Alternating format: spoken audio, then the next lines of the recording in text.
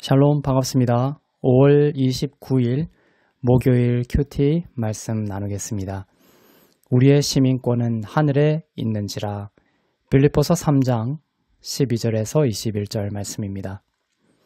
내가 이미 얻었다 함도 아니요 온전히 이루었다 함도 아니라 오직 내가 그리스도 예수께 잡힌 바 된 그것을 잡으려고 달려가노라.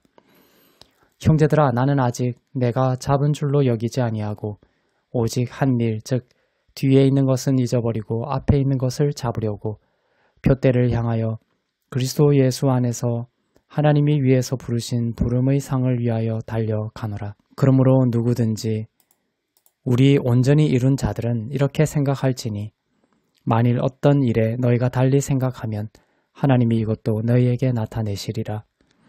오직 우리가 어디까지 이르렀든지 그대로 행할 것이라. 형제들아, 너희는 함께 나를 본받으라. 그리고 너희가 우리를 본받은 것처럼 그와 같이 행하는 자들을 눈여겨보라. 내가 여러 번 너희에게 말하였거니와 이제도 눈물을 흘리며 말하노니 여러 사람들이 그리스도의 십자가의 원수로 행하느니라. 그들의 마침은 멸망이요 그들의 신은 배요 그 영광은 그들의 부끄러움에 있고 땅의 일을 생각하는 자라. 그러나 우리의 시민권은 하늘에 있는지라. 거기로부터 구원하는 자 곧 주 예수 그리스도를 기다리노니 그는 만물을 자기에게 복종하게 하실 수 있는 자의 역사로 우리의 낮은 몸을 자기 영광의 몸의 형체와 같이 변하게 하시리라. 아멘. 그리스도인의 앞에는 늘 하나님이 예비하신 새로움이 있고 좋은 것이 있습니다. 그리스도인은 그리스도 안에서 신분적으로 의롭고 흠없고 거룩한 온전한 자가 되었습니다. 하나님의 영원하고 변치 않는 사랑을 받으며 하나님의 진노와 심판이 십자가에서 물러갔습니다. 그런데 그리스도인은 또 하나의 특권이 있는데 그것은 그 온전한 신분 안에서 자라가고 성숙해 가는 것입니다. 어떤 사람이 입양을 통해 왕자가 되었다고 생각해 보십시오. 얼마나 축복입니까? 그런데 왕자로서 생각하고 또 왕자로서의 마음을 가지고 왕자의 품격을 가지고 권위와 능력을 행사하는 것을 배워가면서 이 나라를 하나님의 뜻을 따라 잘 다스리는 것이 이 왕자에게 주어진 부르심일 것입니다. 한 아기가 태어나도 마찬가지입니다. 이 아이의 가치를 무엇으로 매길 수 있겠습니까? 세상에서 가장 귀하고 보배로운 온전한 생명입니다. 그런데 이 아기가 그 아기의 상태에 머물러 있기를 바라는 부모는 없을 것입니다. 자라고 성숙하며 어려움을 이길 수 있는 지혜를 배워가고 복되게 자라가기를 부모는 바랄 것입니다. 바울도 오늘 말씀을 통해 같은 것을 말하고 있습니다. 신분적 차원을 말하는 것이 아니라 신분적 삶 안에서 자라가고 성숙해가는 신앙을 꿈꾸고 있습니다. 내가 이미 얻었다 함도 아니요 온전히 이루었다 함도 아니라 오직 그리스도 예수께 잡힌 바 된 그것을 잡으려고 달려가노라. 그렇게 하기 위해서는 먼저 예수께 잡힌 바 된 영혼이 되어야 합니다. 그것을 잊어버려서는 안 됩니다. 예수께 속하고 안식 가운데 잡힌 영혼이 되면 그리스도께서 꿈꾸는 것을 꿈꾸는 인생이 됩니다. 그리스도는 말씀하셨습니다. 양으로 생명을 얻게 하고 더욱 풍성히 얻게 하려 하심이라. 예수님은 우리에게 이제 생명을 주었고 내가 그 지점에서 끝내겠다 이렇게 하지 않으셨습니다. 양에게 생명을 주시고 더욱 풍성히 주시는 분이라는 아주 독특한 특징이 있으신 분이십니다. 우리가 이 정도의 생명이면 됐다고 하더라도 주님은 더욱 풍성히 생명을 주시려는 것을 멈추지 않으시는 분이십니다. 그분이 바로 예수 그리스도이십니다.